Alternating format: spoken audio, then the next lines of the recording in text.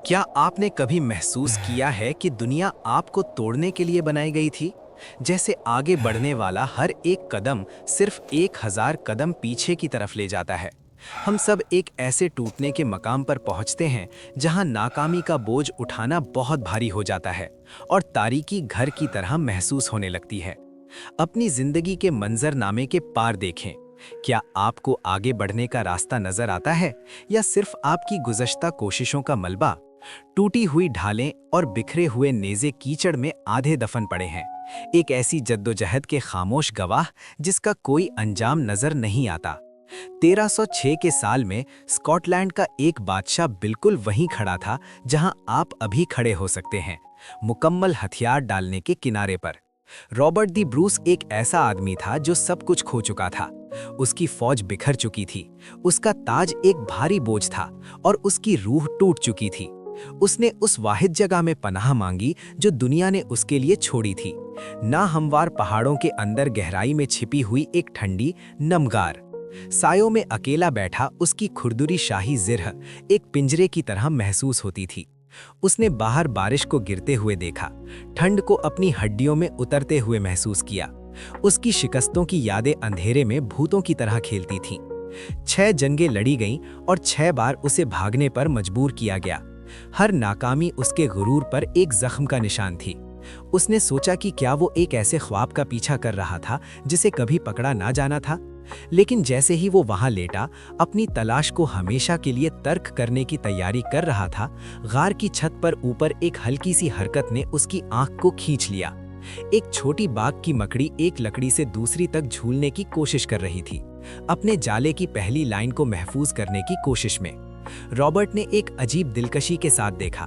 उसने उस नन्ही मखलूक में अपने आप को देखा, अपने आप से कहीं बड़ी ताकतों के खिलाफ जद्दोजहद करते हुए। मकड़ी ने अपनी पूरी ताकत के साथ झूला, लेकिन वो चूक गई। वो हवा में गिर गई, एक ही धागे से लटकती हुई, कब्ल इसके कि आहिस्ता आहिस्ता वापस ऊपर चढ़े। उसने दोबारा कोशिश की और दोबारा नाकाम हुई। तीसरी बार, चौथी बार, 5वीं बार। हर बार नतीजा वही था। 6 बार मकड़ी फासले को पुर करने में नाकाम रही।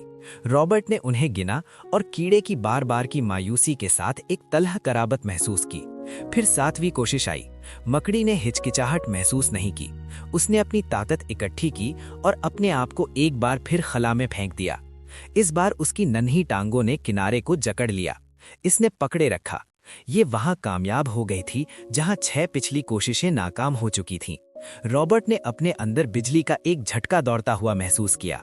अगर इस नन्ही मखलूक ने शिकस्त तस्लीम करने से इनकार कर दिया तो एक बादशाह इससे कम कैसे कर सकता था।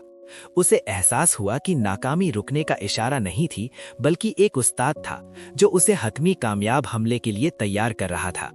बाहर बारिश साफ होना शुरू हो गई और सुनहरी धूप की एक शुआ गार के दखाने से आर पार हुई, हवा में मौजूद धूल को रोशन करते हुए। उसने अपनी तलवार की तरफ हाथ बढ़ाया जो मिट्टी में फरामोश पड़ी थी। जैसे ही उसने मुट्ठी को पकड़ा, धात ने सुबह की रोशनी को पकड़ लिया।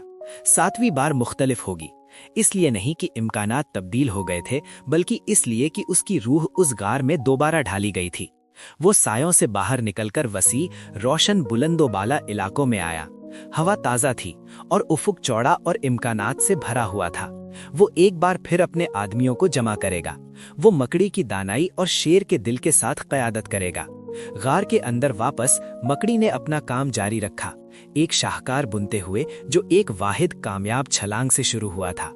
तो जब आप अपनी 6 शिकस्तों का सामना करें तो बादशाह और मकड़ी को याद रखें। 7वीं कोशिश वो जगह है जहां अफसाने जन्म लेते हैं। आज हमारे साथ शामिल होने के लिए आपका शुक्रिया। अगर इस कहानी ने आपको मुतासिर किया है तो कृपया तारीख से मजीद लाजवाल असबाक के लिए सब्सक्राइब करें और घंटी को दबाएं।